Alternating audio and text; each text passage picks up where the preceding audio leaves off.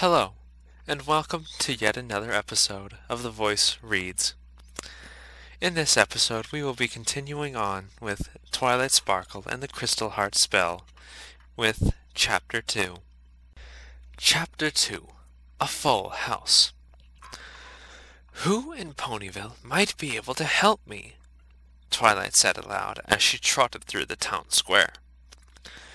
Then she caught sight of Mare, walking on the opposite side of the courtyard, heading into the town hall with a group of important-looking ponies.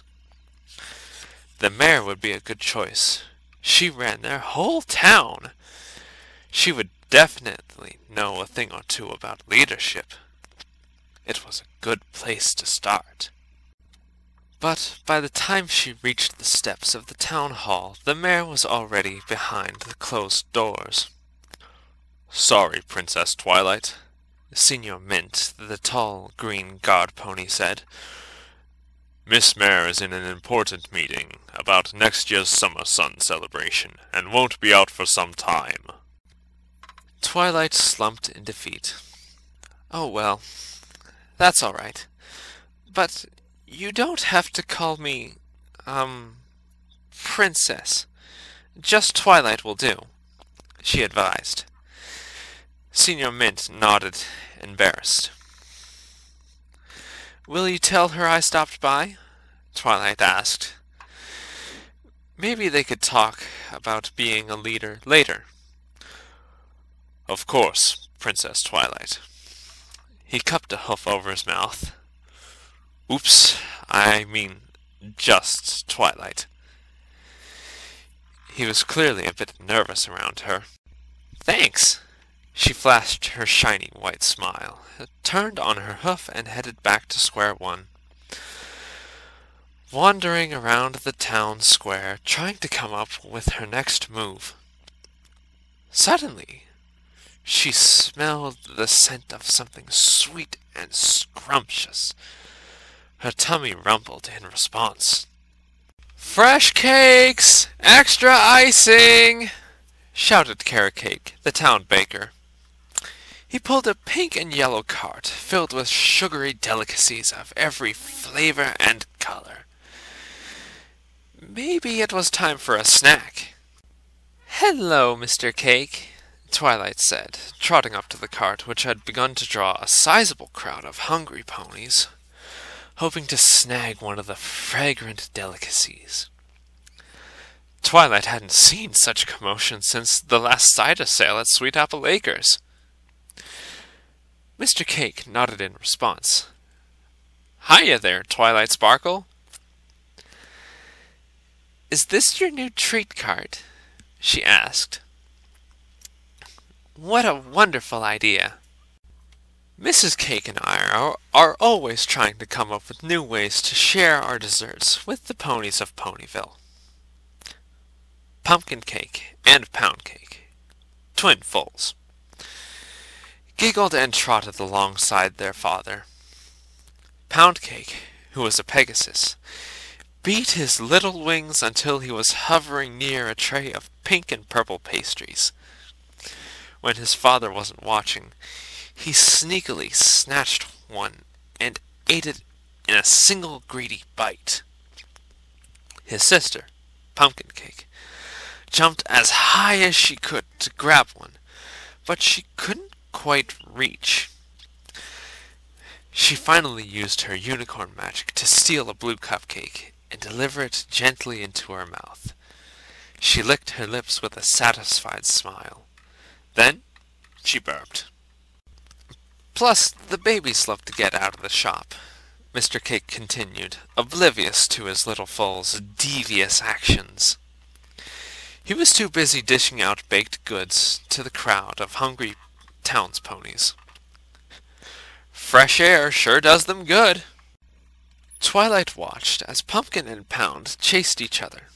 They ran in circles and through the legs of a nearby gray Pegasus pony.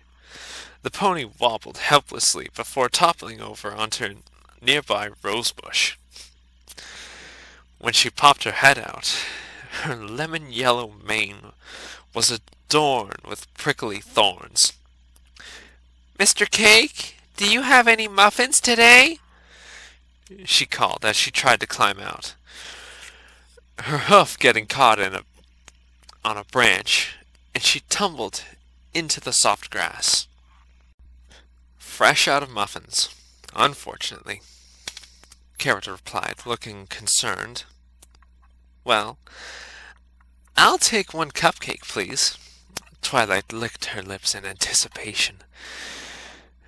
Mr. Cake reached inside the glass display case, but all that was left were crumbs. Oh dear, we seem to be out of everything. He frowned. His business venture was more successful than he expected. Why don't you trot back to Sugar Cube Corners with us? Carrot offered. Mrs. Cake is sure to have whipped up some more by now. Twilight hesitated.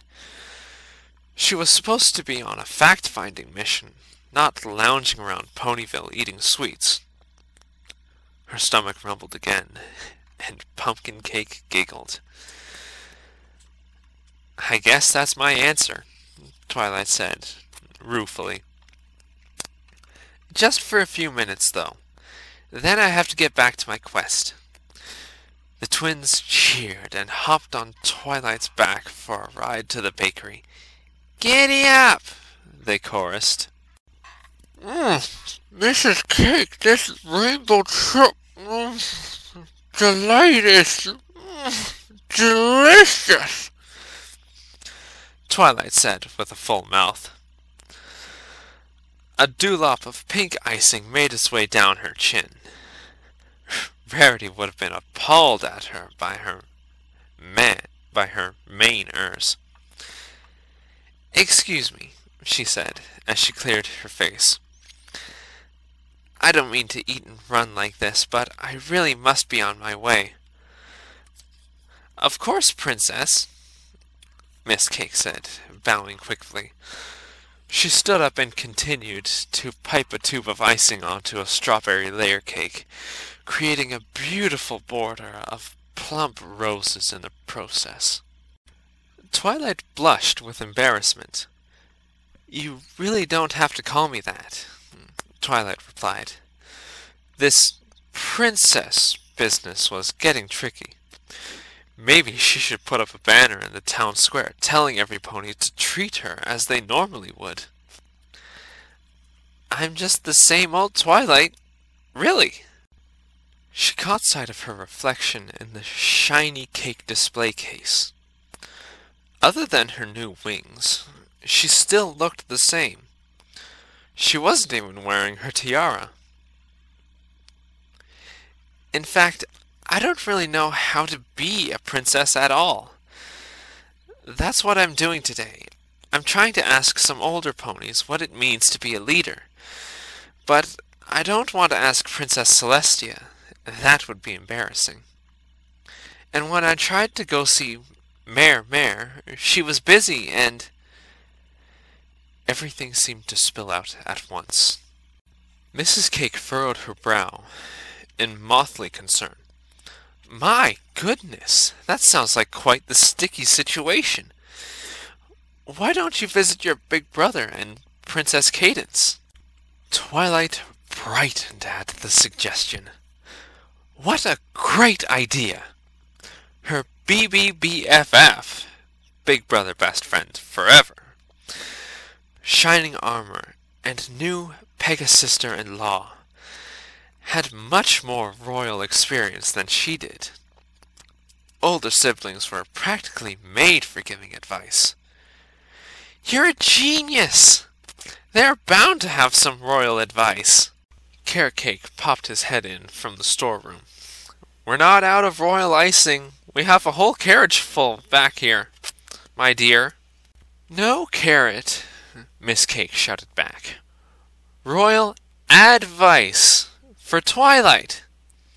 She shook her head and then sighed. Stallions, they never listen. Twilight chuckled as she made her way out the door. In that case, maybe I'd better talk to Cadence and not Shining Armor. She was feeling much more confident now that she had a real plan. Thanks for the terrific tips and treats, Mrs. Cake. Bye, Pumpkin. Bye, Pound. And then the young monarch was off to the Crystal Empire to find out exactly what made a royal pony tick. Or at least talk. This concludes our reading of Chapter 2, A Full House. Please join me again next time for the reading of Chapter 3, Empire State of Mind. This has been The Voice, and I will see you next time. Shadow.